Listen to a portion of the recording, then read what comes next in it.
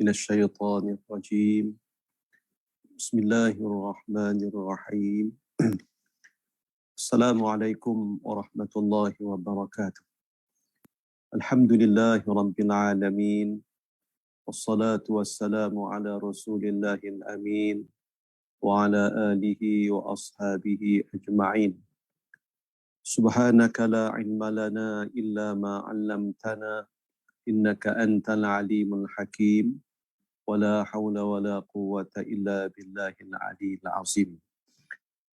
Muslimin muslimat yang dirahmati Allah Ta'ala sekalian, sama-sama kita mulakan majlis ilmu kita pada pagi ini dengan bacaan kitab Al-Fatihah.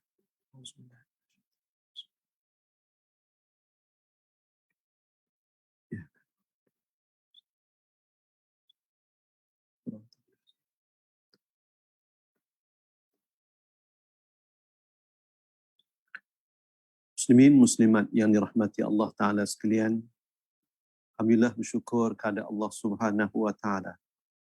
Pada pagi ini kita dapat menyambung kembali kuliah 2 harian kita dan masih bersiaran langsung dari Madrasah Zubaidiyah Merbuk Kedah.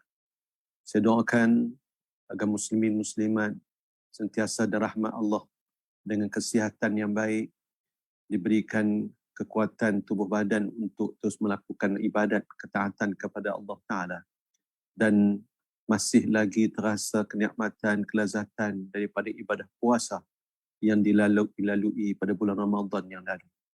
Muslimin muslimat mati sekalian, kita boleh sebut kita masih lagi dalam suasana raya di awal daripada bulan Syawal ini. Kita telah pun Raya Raya Al-Fitri, walaupun kebanyakan kita menyebut ianya dalam keadaan terkejut, tidak disangka akan disambut Al-Fitri itu cepat ataupun awal hari. Muslimin muslimat mati sekalian, 2 hari raya Al-Fitri dan Al-Adha, sama ada orang itu layak ataupun tidak untuk menyambutnya, tapi tetap disambut oleh semua orang. Orang yang tak berpuasa ataupun tak layak pun untuk Hari Raya Aidilfitri, tapi dia sambut mungkin lebih hebat daripada orang yang berpuasa, orang yang menghayati ibadah puasa dan Ramadan. Begitu juga dengan Aidil Adha. Tapi menurut Sayyidina Anas radhiyallahu an, ada 5 lagi hari raya yang perlu kita usahakan untuk menjadi milik kita. Tapi 5 hari raya ni tak mungkin untuk kita perolehi. Kita dapat melainkan dengan usaha, dengan izin Allah SWT juga. Untuk kita mendapatkannya bukanlah dengan sekadar rasa mudah duduk sajadah. Satu perjuangan, satu usaha supaya kita layak untuk dapat 5 hari raya ni. 5 hari raya ni adalah sesuatu yang amat penting. 2 berkaitan dengan kehidupan dunia kita, dan 3 lagi selepas daripada kematian kita. Menurut Sayyidina Anas, hari raya pertama bagi seorang yang beriman yang perlu diusahakan ialah apabila hari dia hidup tu tak ada sebarang dosa dia terhadap Allah dan makhluk. Kalau hari ni, hari Isnin, daripada kita celik mata bangun tidur sampailah kita tutup mata dengan lena di malam hari, tak ada sebarang aktiviti perbuatan yang menyebabkan kita berdosa terhadap Allah Ta'ala dan juga kepada makhluk Allah Ta'ala. Maka hari ini adalah hari raya, kata Sayyidina Anas, kerana kita terlepas ataupun tak lakukan dosa terhadap Allah dan makhluknya. Kita doa moga-moga saki-baki hidup kita yang kita tak ketahui banyak mana lagi baki yang ada dalam hidup kita ini, moga-moga setiap hari adalah hari raya tanpa sebarang dosa yang terpalit pada diri kita. Yang kedua, kata Sayyidina Anas, hari raya yang perlu kita usaha dan kita miliki, iaitu untuk mati dalam keadaan husnul khatimah, dengan dapat mengucap ucapan yang baik dan selamat daripada tipu helah yang dilakukan oleh syaitan iblis ketika menazlah ke dalam keadaan sakaratul maut. Seseorang hamba yang meninggalkan dunia ini dengan ucapan yang baik dalam keadaan husnul khatimah, dan dia selamat daripada buruan daripada tipu helah usaha yang dilakukan oleh syaitan dan juga iblis, kerana 2 makhluk itu berusaha untuk memastikan si hamba itu akan menjadi peneman mereka di dalam neraka nanti. Dan itu ada detik dan saat yang paling bernilai, yang terakhir, peluang terakhir yang mereka ada untuk memastikan si hamba Allah itu dapat disesatkan dan dapat menjadi teman mereka dalam neraka. Maka ujian dan cabaran dalam keadaan sakaratul maut adalah sesuatu yang tak dapat digambarkan. Maka apabila seorang hamba berjaya untuk mengharungi ujian getir di saat hujung hidupnya dengan meninggalkan dunia dengan ucapan yang baik dalam keadaan husnul khatimah dan berjaya selamat daripada menjadi mangsa kepada iblis dan syaitan, maka itu adalah hari raya kedua bagi hamba itu, kata Sayyidina Anas bin Malik. Ketiga hari raya yang kita usahakan menjadi milik kita juga ialah apabila kita berada di mahsyar dalam keadaan tenang, sedangkan manusia lain dalam keadaan huru-hara, dan kita berjaya melintas jambatan sirat untuk menuju ke syurga dengan selamat. Itu hari raya yang ketiga. Hari raya keempat, kata Sayyidina Anas, apabila si hamba yang berjaya melintas jambatan sirat, dia dapat masuk syurga, melangkah dan masuk dalam syurga, jadi penghuni syurga. Itu adalah hari raya yang keempat bagi seorang hamba. Dan hari raya yang kelima bagi seorang hamba ialah apabila dia dah menjadi penghuni syurga, Allah Subhanahu wa taala menyingkap tabir hijab antara si hamba dengan Allah Taala, sehingga hamba dapat menatap wajah Allah Subhanahu wa taala. Dan itu adalah sebesar-besar nikmat yang Allah Taala kurniakan kepada para hamba-Nya, kepada ahli syurga. Muslimin muslimat mati sekalian, moga-moga 5 hari raya yang disebutkan oleh Sayyidina Anas ini kita usaha dan berjaya kita miliki, insya-Allah. Muslimin muslimat mati sekalian, adakah kita mendapat Lailatul Qadar dan bulan Ramadan yang lalu? Wallahu a'lam. Tetapi boleh untuk saya kongsikan seperti mana yang disebutkan oleh almarhum Dr. Syed Muhammad Alawi Al-Maliki Al-Hasani, bahawa orang yang berjaya memperoleh Lailatul Qadar, menemui Lailatul Qadar, ada tanda-tandanya. Tanda orang yang menemui Lailatul Qadar pertama ialah hati dia jadi lembut. Hati jadi lembut, mudah tersentuh dengan ayat Quran, dengan hadis Nabi. Tuan-tuan, teguran diterima dengan mudah. Kerana itu adalah sesuatu yang akan memberi kebaikan kepada dirinya. Kedua, seringkali kita sebut. Yang keduanya ialah dia mudah menangis. Menangis. Muslimin muslimat, ayat matanya mudah jatuh.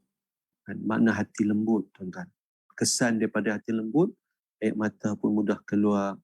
Kerana apa? Kerana mudah tersentuh, terasa tuan-tuan diri itu ada aib, ada kekurangan, dosa dan sebagainya.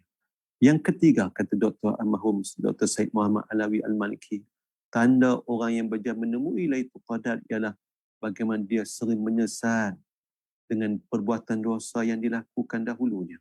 Duk teringat, selesai awaklah pergi buat kerja bodoh macam tu, pergi buang masa, pergi pendekkan umur dengan dosa-dosa, awaklah tak pergi buat benda yang bermanfaat, yang mendatangkan pahala, kebaikan.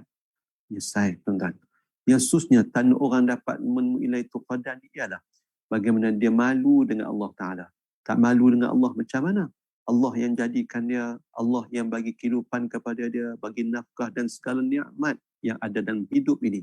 Allah yang kurniakan. Tapi masih lagi duk buat maksiat. Dia terasa malu dengan Allah Ta'ala. Kan? Walau ibadat yang dilakukan tak seberapa. Kalau banyak terang mana pun ibadat yang dibuat, tak mampu sebenarnya untuk membalas apa yang Allah lakukan berupa kebaikan kepadanya. Ini kan pula dibagi dibalas dengan kejahatan. Malu dia dengan Allah Ta'ala. Dia juga rindu kepada Allah Ta'ala. Rindu ke mana? Rindu teringat selalu kepada Allah Ta'ala, dan dia tak mau berlama-lama di dunia ni kalau boleh. Kerana takut baki saki daripada hidupnya itu akan menyebabkan tata berlaku tuan-tuan perkara yang menyebabkan kemurkaan Allah Ta'ala. Dia takut jiwa hatinya kotor balik. Takut dia menyesal ataupun insaf sekejap saja di bulan Ramadan. Habis Ramadan kot terlepas, jadi hidup macam dulu juga. Dia tak mau sebegitu. Yang susnya tanda orang menemui Lailatul Qadar, kata Dr. Syed Muhammad Alawi Maliki, ialah orang tu rindu dengan Nabi SAW. Susnya orang tu bersifat berlapang dada. Dia berlapang dada, tuan-tuan, untuk menerima kritikan orang, komen orang, Dia berlapang dada, tuan-tuan. Jiwanya luas, tuan-tuan. Mengakui bagaimana Allah dengan rahmatnya memberikan berbagai-bagai kurniaan kepadanya. Tuan-tuan, apa yang Allah atur untuk hidup dia, dia terima. Kerana itu adalah kehendak Allah Ta'ala. Dia redha kerana Allah buat apa pun untuk hamba, sama ada hamba suka ataupun tidak, ada kebaikan di sebalik itu. Dan terakhir kata Imam Dr. Said Muhammad Alawi Al-Maliki, tanda orang menemui Lailatul Qadar ialah orang itu, tuan-tuan, menggandakan, menambah amal ketaatan dia kepada Allah selepas daripada bulan Ramadan.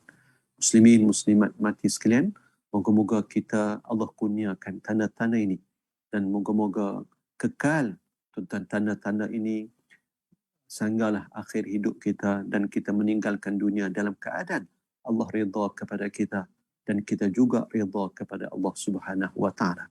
Muslimin, muslimat mati sekalian, kita akan sambung bacaan kitab hadis kita, Tazib Asrafil Hadis. InsyaAllah kita akan sambung pada hadis yang ke-35, masih dalam bab huruf hamzah. Hadis yang ke-35. Qala Rasulullah sallallahu alaihi wasallam, ahabbul a'mali ila Allah an tamuta wa lisanuka ratbun min zikrillah.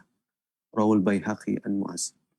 Segala amalan yang terlebih kasih oleh Allah Ta'ala itu ialah hendaknya engkau tengah menghadap hendak mati, walhal lidah engkau masih basah dengan zikrullah. Hadis riwayat Imam Baihaqi daripada Sayyidina Mu'az. Maksudnya, hendaklah banyakkan zikir, lebih-lebih lagi di waktu sakit. Muslimin, muslimat mati sekalian, waktu kita sihat, kita paksa diri kita untuk berzikir. Lidah kita ni, tuan-tuan, senangnya gerak. Boleh bercakap sehari ribu-ribu. Lebih lagi orang perempuan nak banding dengan orang lelaki. Tapi nak keluar zikir, nak keluar selawat, istighfar dan sebagainya, berapa kali ya sehari dalam hidup kita ni boleh keluar, tuan-tuan, ucapan-ucapan zikir-zikir sebegitu. Hak lain tu benda keduniaan banyaknya. Waktu kita sihat, waktu kita lapang, tuan-tuan, kita tak gunakan peluang yang Allah bagi waktu kita sihat untuk kita istiqamah dan banyakkan zikir kepada Allah Ta'ala. Adakah kita berharap bila mana kita sibuk, kita dapat berzikir? Jangan harap. Waktu kita lapang pun kita tak boleh. Kita duduk kalut dengan handphone kita. Duduk qiyamul lail dengan handphone kita. Tak cakap celaru. Waktu lapang tu, kita bagi masa ke makhluk. Penuhi nafsu kita, penuhi kehendak orang. Dengan Allah Ta'ala, sedikit sangat. Tak mungkin tak ada langsung. Adakah waktu kita, tuan-tuan, waktu kita tak ada harta, waktu kita tak berapa harta, tak ada berharta sangat, tak kalut, tuan-tuan, kita tak berzikir, tiba-tiba waktu kita jadi orang kaya, kita nak boleh berzikir. Oh, payah, muslimat. Lagi sibuk, mesyuarat sana, mesyuarat sini, nak jumpa orang jumpa kita, macam-macam. Kalut duk kira duit lah, nak cari, nak tambah, bukan nak lebih kurang, tuan-tuan. Jadi, waktu kita sihat, waktu kita tak berharta ataupun berharta, kita gunakanlah masa kita tu, paksa, tuan-tuan, untuk zikir. Letak target, muslim-muslimat. Sehari, aku nak zikir kepada Allah Ta'ala sekian banyak. Kalau istighfar, sekian banyak. Selawat kat Nabi, sekian banyak. Kita kena paksa, tuan-tuan. Kalau dah dalam urusan dunia, kita ada target sekian banyak, kita nak buat jualan, tuan-tuan. Kita sekian banyak, kita punya target point, kita dapat sekian banyak. Kenapa, tuan-tuan, berkaitan dengan benda yang boleh mendekatkan kita dengan Allah? Bahkan bila kita dekat dengan Allah, tuan-tuan, dunia tu akan ikut kita. Tak kalut mana pun dengan dunia, insya-Allah. Tuan-tuan, pasal apa kita tak boleh target macam tu? Pasal kita tak nampak, tuan-tuan, kebaikannya dengan segera. Kita tak nampak hasilnya seperti mana bila kita kerja dunia. Nampak waktu kita di dunia ni, nampak segera. Tapi di akhirat belum tentu ada. Muslim-muslimat. Jadi, waktu kita duduk segak, duduk hidup ni, kita tak berzikir.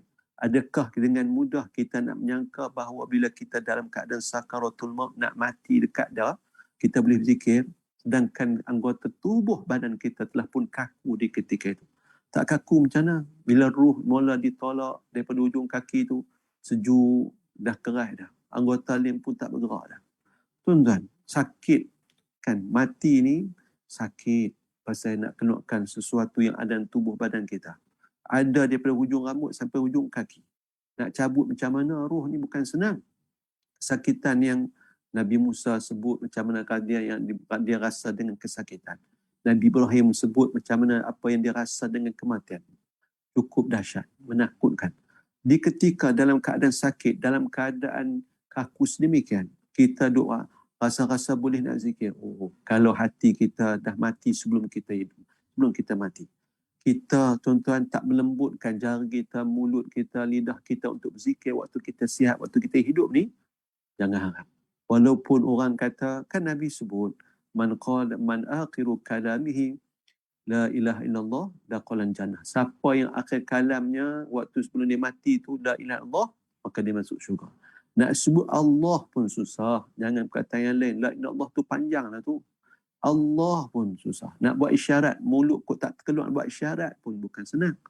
Jadi, muslimin-muslimat, Nabi sebut Allah suka amalan ni bila mana bila lisan kita ni sentiasa berzikir kepada Allah Subhanahu Wa Taala, mati pun dalam keadaan berzikir.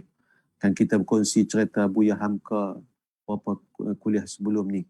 Cerita orang soleh, tuan-tuan, meninggal tuan-tuan dalam keadaan mereka berzikir. Ada yang meninggal tuan-tuan atas sejadah dalam keadaan sujud.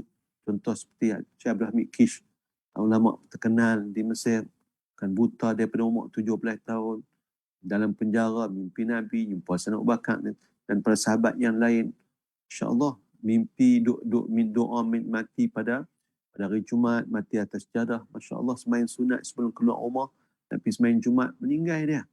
InsyaAllah, Masya Allah, muslimat. Jadi kita nak cari mati hidup. Ada yang mati tuan-tuan tengah baca Quran, macam-macam lah. Kerana apa? Yamutul mu'min ala ma'asha alaih, kata Nabi. Seorang mukmin tu akan mati berdasarkan gaya hidupnya. Dia suka buat apa, macam itulah Allah akan matikan dia. Jadi kalaulah kita suka dengan amal ketaatan, insya-Allah kita mati dalam keadaan taat.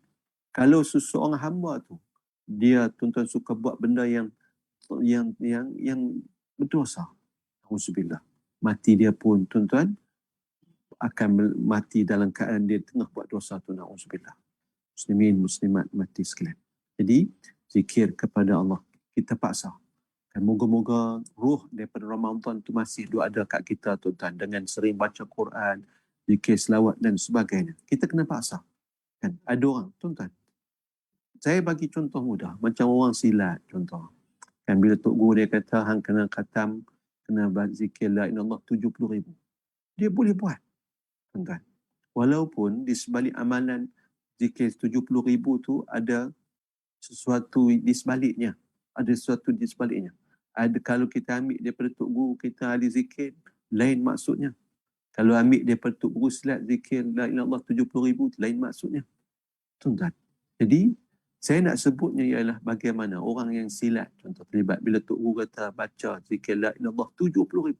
Dia boleh buat pulun. Berapa hari dia boleh siap, boleh habis. Tak lena, tak makan, tuan-tuan. Tak jumpa orang. Pasal apa? Dia target nak habis. Dia nak dapat apa yang ada di sebaliknya. Betul, boleh. Bukan tak boleh. Tapi kita tak usah. Kita nak menyembang banyak. InsyaAllah muslim-muslimat. Jadi, kena usah biar orang kata jari itu duk ada tasbih di kita aja. Nak menunjuk ke apa. Biar orang nak kata tuan-tuan kat kita. Tapi sekurangnya tuan-tuan, bila kita biasa guna tasbih, tuan-tuan tak kiralah tasbih kita ke tasbih biasa tu ke tuan-tuan. Bila kita tak berzikir pun tuan-tuan, ketika tu kita duk biasa pegang tasbih, duk biasa bertasbih ataupun berzikir dengan tasbih tu. Tuan-tuan, ketika tu juga kita akan dapat pahala walaupun kita tak berzikir. Dengan sebab kita duk biasa guna tasbih tu. Duk biasa tekan, tapi dah biasa. Kita terhenti dengan sebab kita ada mesyuarat mungkin, kita ada urusan apa-apa yang penting. Tuan-tuan, adakah terhenti pun? Tak. Muslim-muslimat, kita kena usah. Paksa diri kita untuk tuan-tuan melazimi zikir. Tak kira lah zikir jenis mana, bentuk mana. Khususnya, hadis yang ke-36. Nabi SAW bersabda, Ahabbus salati ila Allah Ta'ala, salatu Dawud alaihi salam. Wa ahabbus siyami ila Allah, siyamu Dawud. Wa kana yanamu nisfal lail, wa yaqumu sulusahu, wa yanamu sudusah. Wa yasumu yawma, wa yuftiru yawma. Muslim. Sembahyang yang paling dikasihi oleh Allah kepada Allah Ta'ala adalah sembahyang Nabi Daud alaihissalam. Dan puasa yang paling Allah sukai adalah puasa Nabi Daud. Wa kana yanamu nisfal lail. Nabi Daud itu tidur di pertengahan malam, wa yaqumu sulusah, dan dia bangun seperdua malam. Wa yanamu sulusah, dan dia tidur pula seperenam malam. Wa yasumu yauma, dan dia berpuasa sehari. Wa yuftiru yauma, dan berbuka sehari. Hadis riwayat Imam Muslim. Maksudnya hadis ini mengutamakan seseorang yang mana menunaikan ia akan hak-hak dunianya dan hak-hak akhiratnya sama sekali. Muslimin muslimat, jadi kita adalah hamba Allah. Kita ni dijadikan oleh Allah Ta'ala daripada ilman, ada nafsu, ada benda-benda yang kita kena sempurnakan, kita tunaikan hak dia. Wali nafsika alaika haqqah, bagi dirimu tu ada hak, kata Nabi. Kita kena bagi hak. Kita manusia, kita kena makan, kita kena minum, baru kita dapat hidup. Allah Ta'ala jadikan itu sebagai sebab. Kita kena lena, Allah bagi untuk jadikan dia punca untuk kita dapat tenaga. Dia kelihatan boleh tidur. Kita kena rehat. Bahkan benda tu jugalah ada pada orang lain. Kewajipan yang juga kita kena jaga. Kita kena tunai juga. Walaupun tu hak ataupun tanggungjawab orang lain. Jadi, kat diri kita ni, dengan hak terhadap diri kita, hak terhadap Allah Ta'ala, hak terhadap orang lain, banyak tanggungjawab kita. Hak-hak di pihak lain tu kita kena jaga juga. Tuan-tuan, Allah Ta'ala sebut bagaimana puasa sembahyang yang Allah suka ialah sembahyang Nabi Daud alaihissalam. Puasa, kalau ibadah puasa Allah suka juga puasa Nabi Daud.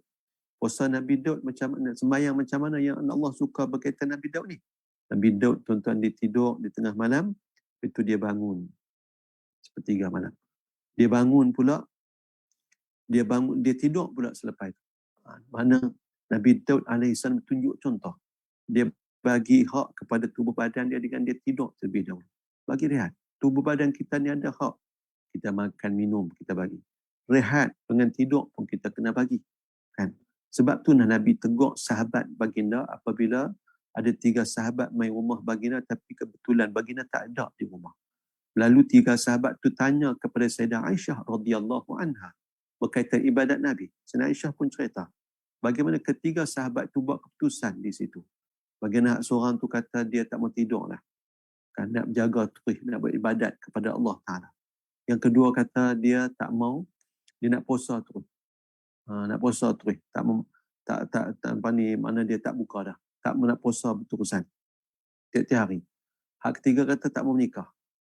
Jadi Nabi balik dan Nabi dengar apa yang disebutkan oleh sahabat-sahabat 3 orang.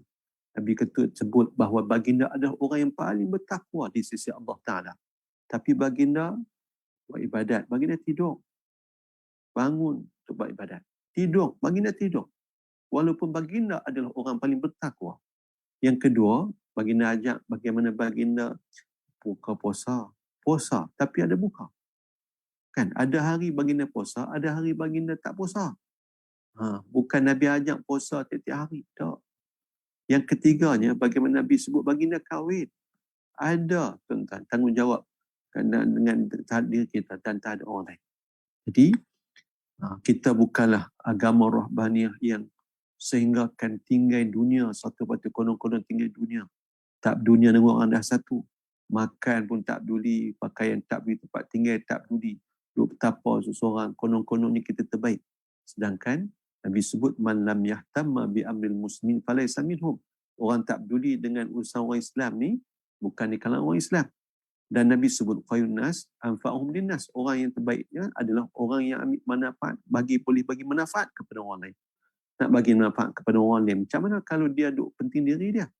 Tuan-tuan, ada tanggungjawab kita kat diri kita, kat orang pun kita ada tanggungjawab. Jadi bab sembahyang, Nabi Daud alaihissalam, tuan-tuan, bagaimana dia bagi masa. Bagi masa bukan sembahyang berterusan. Tak? Ada masa kena tidur untuk dapat perhatian. Kita dah bicara bab kaitan tidur sebelum ni. Kan orang kata kena tidur 6-7 jam. Tapi kajian mendapati bahawa tidur 3 jam pun mencukupi dah. Tapi tidur waktu yang berkualiti dah. Contoh pukul 10 atau pukul 11 lewat. Tidur sampai pukul 2, pukul 3. Tidur yang memberikan kelihatan yang cukup kerana kualiti masa ketika itu. Kan kalau tidur pukul 12, pukul 1, tuan-tuan pun nak tidur. Kualiti tak ada dah. Bangkit tuan-tuan, walaupun tidur orang tu sampai pukul tengah hari, dia dapat tenaga. Bangkit dan tak bertenaga. Dalam keadaan yang tak seronok, tuan-tuan. Berbeza dengan orang yang lepas Isya, contoh pukul 10 dia tidur lah. Contoh, pukul tidur, bangun pukul 3, bangun awal, tapi dia bangun dalam keadaan bertenaga, dalam keadaan segar. Beza, kita nak cari itu, tuan-tuan. Jadi, Nabi pun macam ni, Nabi tidur, Nabi bangun, dan Nabi tidur pula lepas itu. Sebelum daripada subuh, lepas daripada qiyam. Ini amalan Nabi. Kita dianjurkan sendiri. Kita juga menyebut berdasarkan hadis Nabi, bahawa Nabi tak suka, makruh lepas daripada Isyak, kita tak lena. Kan? Tak lena, saja duk tengok handphone, duk tengok movie dan sebagainya, buat benda-benda yang tak berfaedah, makruh tuan-tuan. Kita kena ada niat untuk bangun, buat qiyam lepas daripada kita tidur sebelum subuh. Sebelum subuh kita nak niat, kita nak bangun untuk melakukan qiyam. Jadi kalau nak bangun, kena tidur awal lah. Kena ada niat. Jadi makruh kalau tanpa ada aktiviti bermanfaat, kita tak lena awal. Lain lah kalau ada tetamu main macam raya lah ni. Ataupun melayan anak cucu, melayan pasangan. Jadi ada program-program yang bermanfaat, berfaedah, yang membentuk agama, tuan-tuan. Jadi bolehlah kita tidur lewat. Tapi tak ada program apa. Duk tengok YouTube, duk tengok Facebook sampai tengah-tengah malam tak selesai lagi. Itu ada kerugian. Kalau puasa pula, puasa yang Nabi Allah suka juga, puasa style Nabi Daud. Hari ni puasa, esok buka. Lusa puasa balik. Tulat buka pula. Tiap-tiap hari, tuan-tuan, ada hari puasa, ada hari tak puasa. Bukan seteri sehingga akan melemahkan tubuh badan. Ada perempuan, seorang isteri mengadu kat Sayyidina Aisyah. Kan? Dia main pun dalam keadaan moyok, dalam keadaan tak ceria. Cerita kata suami dia tak peduli kat dia, tak tunai hak dia. Kan suami dia malam tak lena, dia buat ibadat kepada Allah Ta'ala. Siang pula puasa. Jadi bila nak sentuh dia? Sedangkan dia isteri, dia seorang perempuan. Dia ada nafsu juga, dia ada kemahuan juga. Suami dia baik telajak, malam tak lena. Bila tak lena buat ibadat, kat isteri tak faham kehendak isteri. Malam siang pula pun tak boleh sentuh kerana dia puasa. Tuan-tuan, nak jaga puasa dia tak sentuh isteri dia. Ngadu kat Sayyidina Aisyah. Nabi, bila Sayyidina Aisyah ceritakan Nabi panggil sahabat tu, tegur dia. Apa yang dia buat tu tak betul. Walaupun pada Zaid kata, hebat dia tu, malam tak lena. Duk buat ibadat, zikir banyak mana pun tak tahu. Siang pula duk puasa. Allah hebat. Maqam wali apa ni? Tuan-tuan. Tapi Nabi tegur, tak betul. Pasal apa? Han duk seorang boleh lah kot. Tapi ni han ada isteri. Kena tunai kewajipan tanggungjawab. Bahkan kalau tak nikah teristeri pun, kena bagi hak kat tubuh badan. Ada rehat. Ada tidur, kena tidur. Jadi, ini agama kita. Bukan macam penganut agama lain yang ada yang pelik-pelik, betapa dan buah. Pergi duduk dalam hutan, berdiri sebelah kaki, punya lah lama. Makan, bertih je. Pakaian pun tak peduli, macam lebih kurang telanjang yang nampak. Bukan itu. Islam bukan macam tu. Muslimin, muslimat, mati sekalian. Khususnya, hadis yang ke-37. Rasulullah SAW, ahabbul kalami ilallah an yaqul abdu subhanallah wa bihamdi. Rawahu Tirmizi.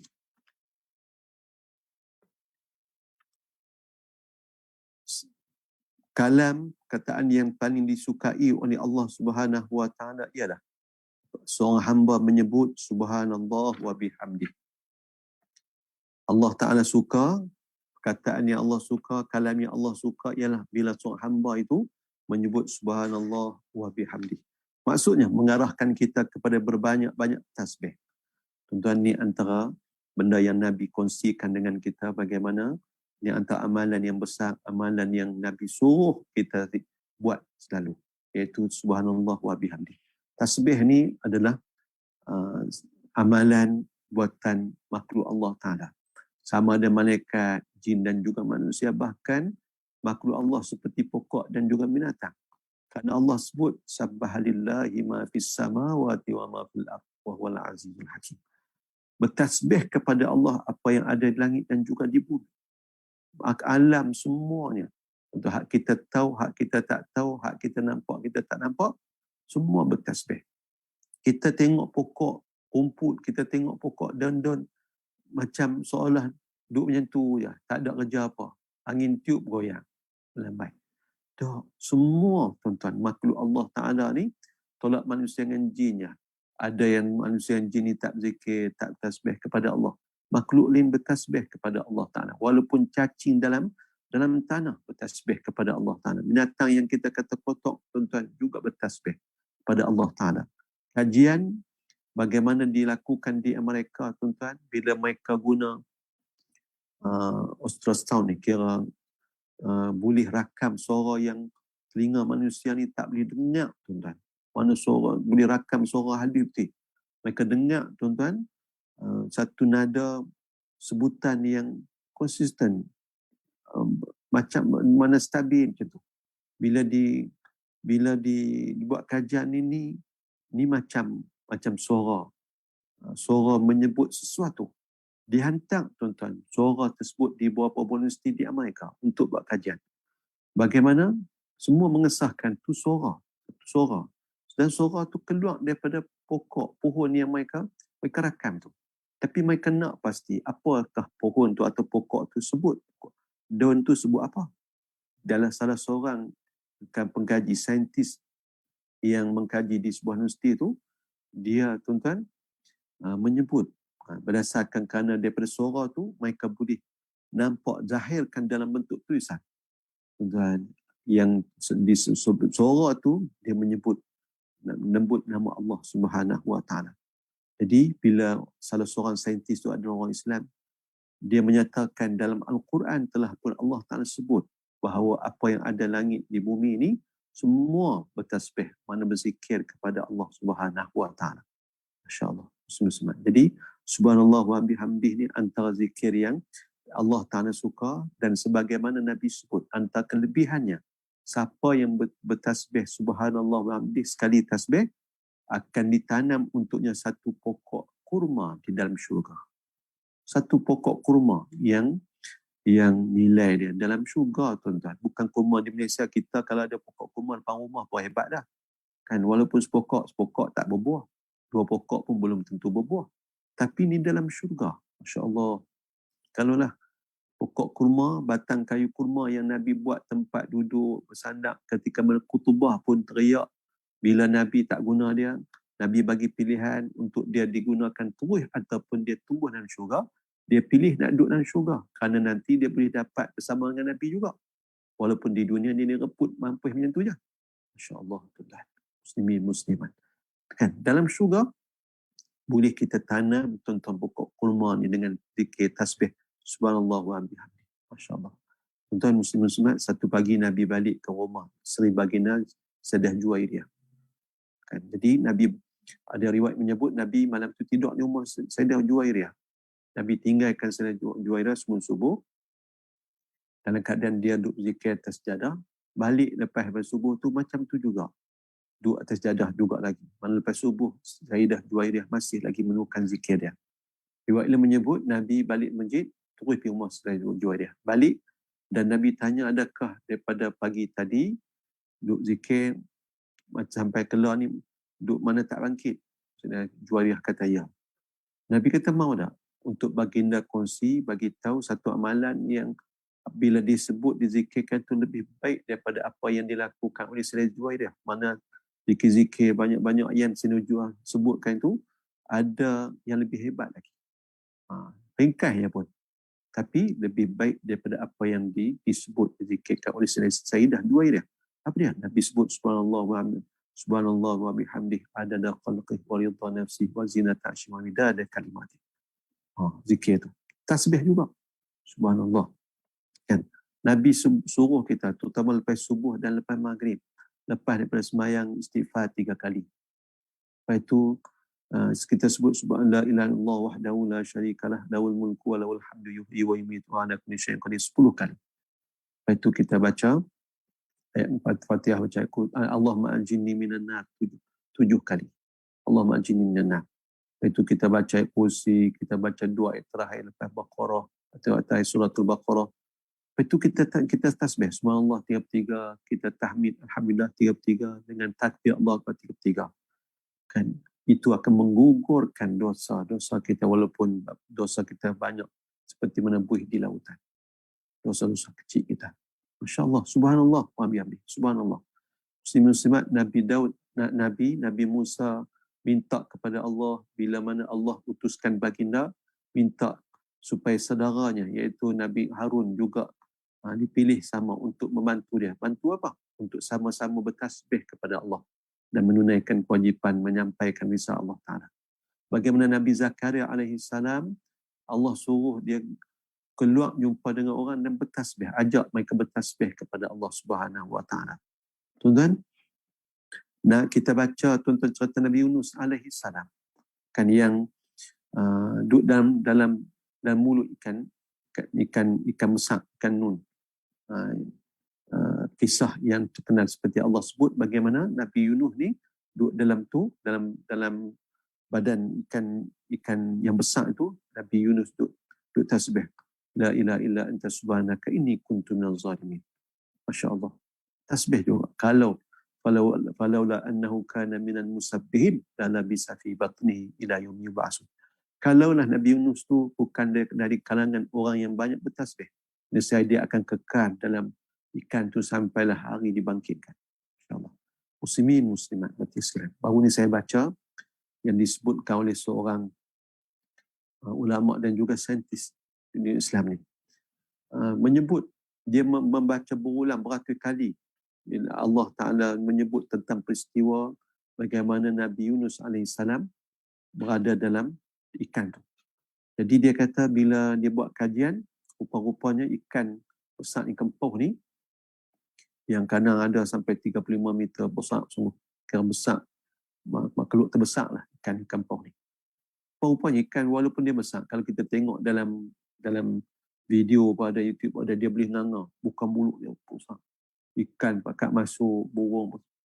Jadi dia hanya makan benda-benda yang kecil je. Rupanya ikan paus dia tak ada gigi. Dia tak ada gigi. Jadi dia tak akan makan. Ikan paus ni dia tak akan telan, tuan-tuan. Dia tak akan telan benda yang besar. Orang ni kira besar. Jadi dalam kisah Nabi Yunus disebutkan ikan tu tak telan pun Nabi Yunus. Pasal dia tak boleh. Pasal kalau Nabi Yunus masuk dalam perut ikan tu, dia mestilah akan berlaku pahadaman. Hancur Nabi Yunus tu. Jadi dia duduk kat mana? Dia ikan paus ni, style dia akan simpan di bahagian mulut. Dia akan keluarkan. Benda-benda yang dia tak boleh makan, yang saiz besar, dia akan keluarkan daripada mulut dia. Dan Nabi Yunus, kalau mengikut kajian tersebut, dia memang tak ditelan. Dia duduk dalam bahagian di mulut ikan tu. Duduk di bahagian mulut kerana ikan tu tak boleh nak telan dia. Kerana ada dalam, nanti kita akan kongsi, Allah sebut tuan-tuan satu perkataan yang menunjukkan ikan tu tak telan. Ikan tak telan Nabi Yunus AS. Jadi dalam waktu Nabi Yunus duduk di bahagian mulut ikan tu, apa yang diucapkan Nabi Yunus? La ilaha illa anta subhanaka inni kuntu minaz zalimin. Dan zikir, tasbih yang terkenal ni, yang ulama-ulama pesan kat kita supaya berzikir dan bertasbih dengan tasbih Yunus. Muslimin, muslimat menteri sekalian, insya-Allah kita akan sambung esok dengan izin Allah. Saya pun ada urusan pergi ziarah. Kemarin tak sempat, muslimat. Ada kematian seorang adik ni. Dia meninggal kemarin dan sebelum ni saya pernah pergi ziarah adik ni, muslimat. Allah uji dia. Tapi mengkagumkan. Umur saya ingat 13 tahun. Dia tak, mak dia, ayah dia kata tak pernah dia mengeluh. Dia mata dia tuan-tuan buta. Buta bukan buta biasa. Biji mata pun tak ada. Kena kanser mata waktu kecil, daripada kecil lagi. Dibuang tuan-tuan kedua-dua biji matanya. Mula kena sebelah, lepas itu mai bawa ke sebelah. Buang biji mata. Minyak mata masuk pun dia tak mau. Masya Allah. Lepas daripada kanser mata, kena kanser tulang pula. Hidup dia tuan-tuan, Allah uji sepanjang hidupnya. Tapi mak dengan ayah kata tak pernah dia mengeluh. Allahu Akbar. Kemarin Allah jemput dia. Tuan, mak ayah kan Saya rasa mak ayah redha dengan kalau ayah sanggup ganti kerja, kalau anak-adik ke hospital, kan? Tak boleh nak gambar bagaimana pengorbanan mak dengan ayah. Tapi si anak tu juga hebat. Kan senyum. Bila saya pergi ziarah, kan saya ingat banyak kali saya pergi kerana kita pun tolong buat ubah suai tandas rumah bila mereka dapat duduk di taman nelayan di Tendawan. Kan, jadi kita ubah suai tandas supaya mudah untuk dia qada hajat. Kan? Senyumnya, tak banyak cakap. Allahu Akbar. Sebab kita yang Allah bagi nikmat ni, nikmat yang banyak, boleh melihat, boleh mendengar, boleh cakap. Tapi kita tak jaga.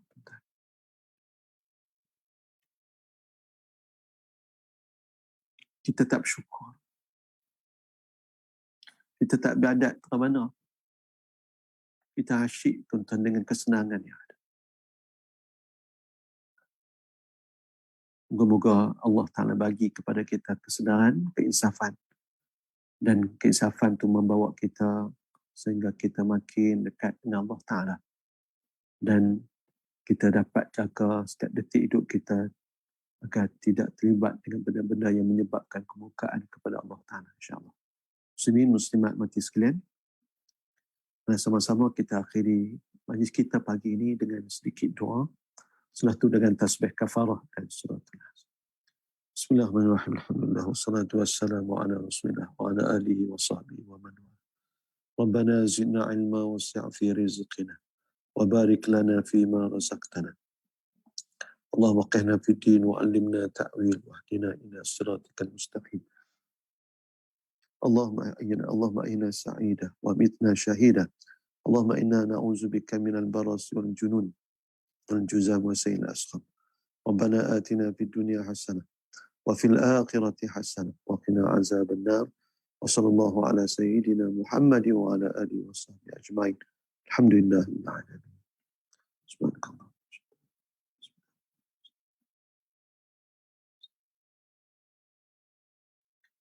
Wallahu a'lam. Assalamualaikum warahmatullahi wabarakatuh.